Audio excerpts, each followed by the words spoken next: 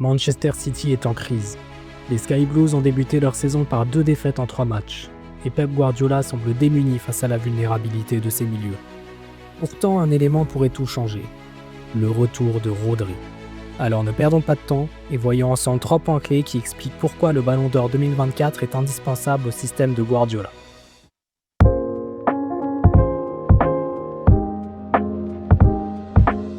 Le premier point essentiel dans le jeu de Rodri, c'est évidemment son activité lorsque son équipe n'a pas le ballon. Ce n'est un secret pour personne, Manchester City aime jouer avec un bloc très haut et s'expose donc à des contre-attaques foudroyantes à la perte du ballon, à tel point que cela pouvait en devenir parfois caricatural l'année dernière. Mais Rodri est justement un maître dans l'art de couper ses contre-attaques, grâce à son excellente lecture de jeu qui lui permet d'intercepter beaucoup de ballons venant dans le dos de la défense. Par exemple, sur cette action, les joueurs de l'Inter tentent d'attirer le bloc de City vers l'avant et trouvent Dumfries en triangle qui va forcer Ake à monter sur lui.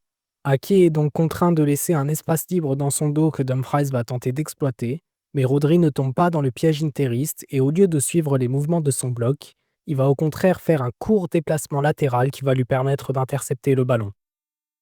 Mais Rodri n'est pas seulement utile pour couper les contre-attaques.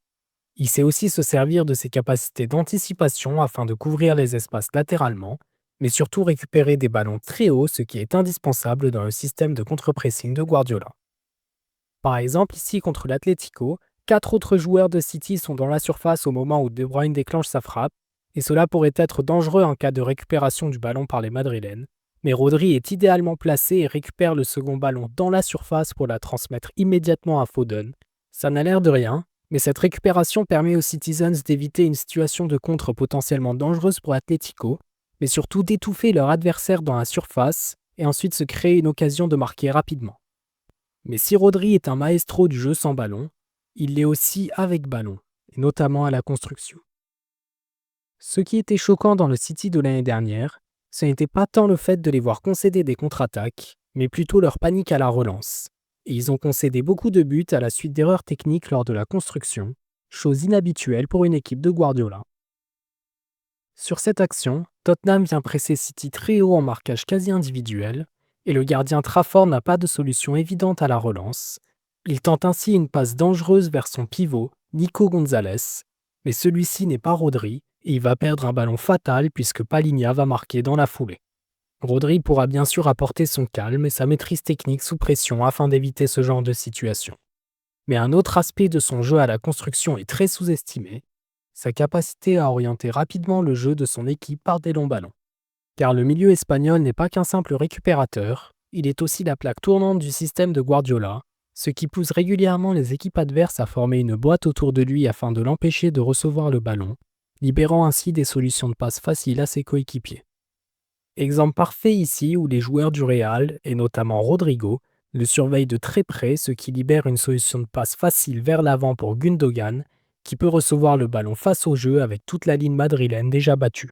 Mais si Rodrigo était aussi obnubilé par le Ballon d'Or 2024, c'était sans doute à cause de cette action survenue quelques minutes auparavant.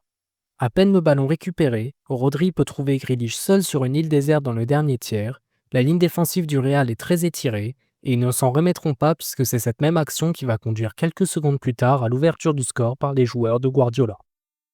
Enfin, le dernier point clé quand on évoque Rodri est son jeu dans le dernier tiers. Bien qu'il soit un milieu défensif, Rodri combinait tout de même 9 buts et 15 passes décisives, toutes compétitions confondues lors de sa saison Ballon d'Or, des stats que ne renieraient pas certains ailiers. Sans lui, combien de fois on a vu Manchester City jouer au handball aux abords de la surface adverse sans jamais parvenir à trouver de solution pour percer la ligne défensive. Mais Rodri peut résoudre en partie ce problème en venant se projeter dans le dernier tiers adverse entre 2 lignes défensives, puis utiliser son excellente qualité de pied pour centrer ou tirer. Ici contre le Bayern, Rodri vient s'intercaler au milieu de 4 joueurs bavarois dans le dernier tiers, et personne ne sait vraiment qui le prendre au marquage, donc Musiala vient sprinter pour l'empêcher de recevoir les ballons dans de bonnes conditions, mais Rodri le voit arriver dans son dos et l'efface facilement d'un crochet, avant d'enchaîner avec une frappe limpide du pied gauche pleine lucarne. En résumé, le retour de Rodri change énormément de choses pour Manchester City. On l'a vu sans ballon avec son sens du placement et sa capacité à couper les transitions adverses, mais aussi à la construction où il redonne fluidité et sécurité dans la progression du jeu.